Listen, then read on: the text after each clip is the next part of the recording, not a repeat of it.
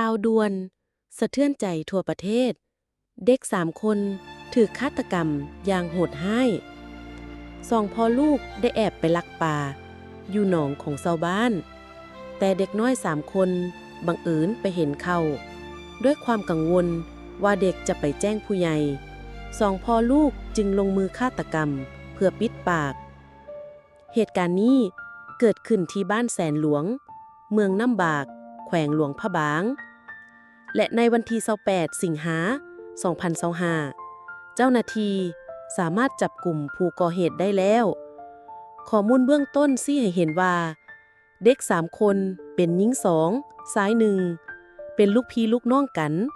มีอายุประมาณ10 ปลายปีพวกเขาได้พากันไปเกลือปลาและบังเอิญไปพบคนลักปลาสุดท้าย2 พ่อลูกผู้ก่อเหตุถูกจับกลุ่มแล้วแต่ที่น่าสะเทือนใจพวกเขาได้ปลาเพียง 4-5 กิโลเท่านั้น